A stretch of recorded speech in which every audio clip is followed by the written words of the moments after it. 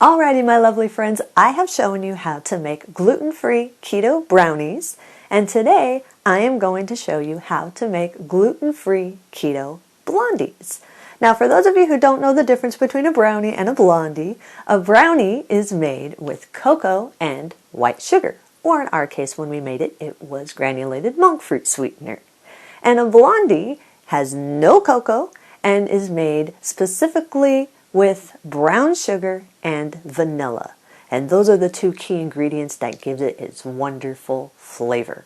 And they both are wonderful. Brownies and blondies, I love them both, but I actually tend to like blondies better than brownies, which is really weird because I love chocolate.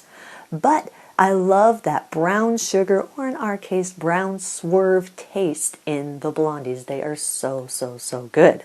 So if you want a printable version of this, you can check out my website at janetsdeliciouslowcarbkitchen.com. You can find printable versions of this and other goodies there for you. And if you're new to the channel, don't forget to hit the subscribe button. And right next to the subscribe button, there's a little bell. Click that bell. That way you can be notified every time I put out a new video. And while you do that, let's get cooking.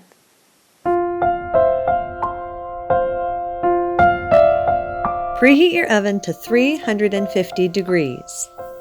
Line or spray an 8 by 8 inch cake pan. In a large mixer bowl, combine 1 1/3 cup almond flour, 1 teaspoon coconut flour, 1 1/2 teaspoons baking powder, 1/4 teaspoon salt, and 1 cup of brown swerve or brown sugar sweetener of your choice. Whisk these together until they're fully combined and there are no lumps in the flour or the brown swerve. You might need to get your fingers in there and break up the brown swerve. Sometimes brown swerve can get a little sticky and bunched together. So if you need to, get your fingers down in there and make sure you get all the big lumps of the swerve out. You don't want any lumps, you want a nice smooth batter.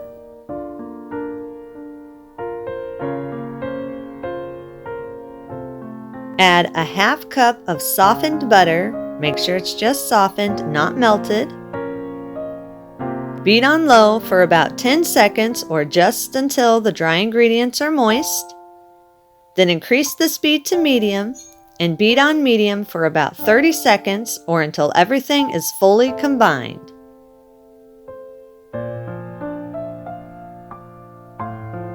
Add 1 large room temperature egg.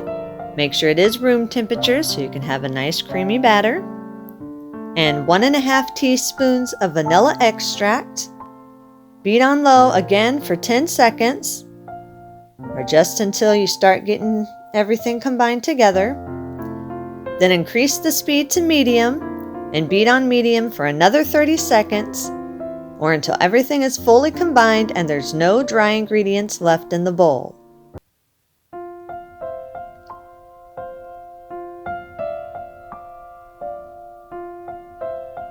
Scrape down the sides of the bowl if needed and push all the batter to the center of the bowl. Now if you want to, right now you can fold in about a 1/4 cup of any add-ins that you want. You can add in some nuts or some butterscotch chips or some white chocolate chips. Any add-in of your choice if you want to. Right now I'm just leaving it as it is with no add-ins. It tastes great without and it also tastes good with, so it's up to you if you want add-ins or not. If you do choose to put in add-ins, make sure you fold them in until they're fully combined and evenly distributed throughout the batter. Then scoop the mixture into your prepared cake pan and use a spatula to evenly spread the batter throughout the entire pan. Make sure it is nice and even. Doesn't have to be perfect. We're not perfectionists, but we do want it to be fairly even throughout the pan so that one side doesn't cook quicker than the other side.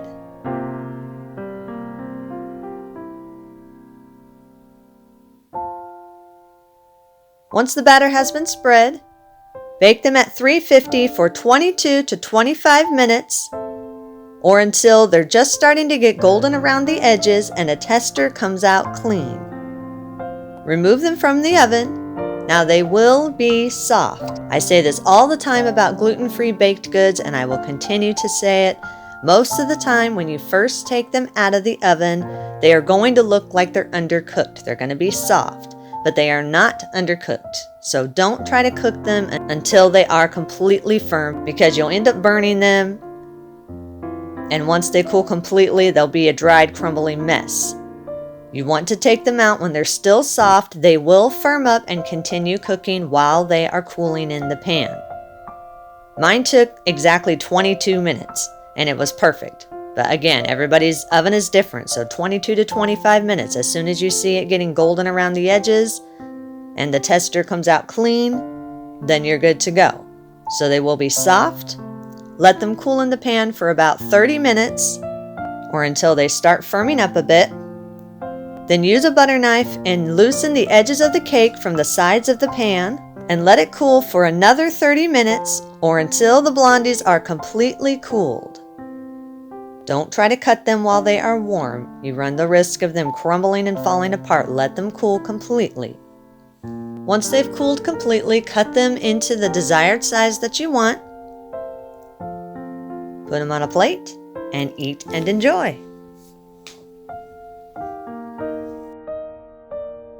If you do decide you want a tasty add-in, these butterscotch chips make a really good add-in into these brownies. In a small saucepan, combine a half cup of butter and a half cup of brown swerve. Stir these continually over medium heat until the butter is fully melted and everything is fully combined. Keep stirring it until the mixture is almost boiling. You do not want it to come to a full boil. As soon as you see any type of little bubbles forming, then reduce the heat to low and stir it continually on low heat until the swerve is fully dissolved and the mixture has turned into liquid. It's about 1 minute more. Remove it from the heat and carefully pour the mixture into a large heat-safe measuring cup with a spout. This just makes it easier to pour if you're pouring it into a mold like I am. If you want to, you can stir in a half teaspoon of maple or vanilla extract. This just gives it a stronger taste.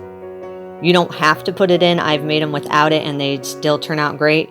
But if you want a little more dominant butterscotch taste, then you can add maple or vanilla extract. Now the mixture is going to be very hot, so be very careful.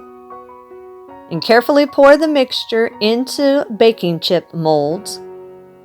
Or if you don't have baking chip molds, you can pour it into an 8-inch or 9-inch square baking sheet. Make sure to line your 8-inch or 9-inch square baking sheet if you're using that. That way you can remove the butterscotch easily. Then place it in the refrigerator and refrigerate it for 3 to 4 hours or until it's completely firm.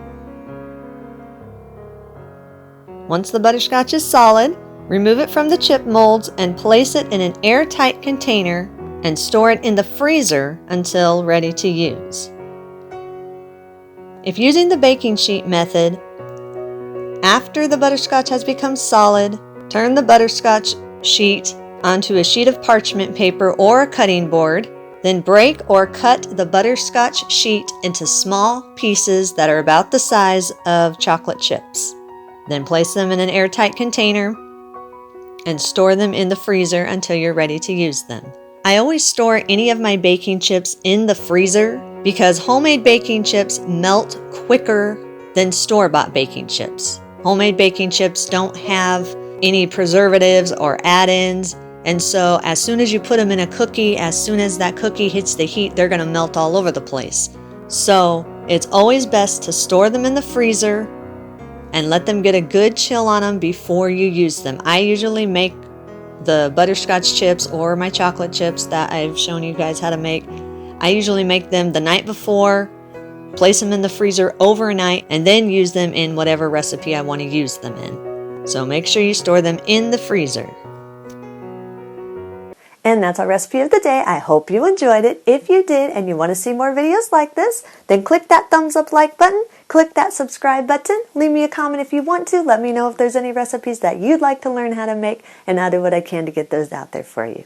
And as always, keep cooking.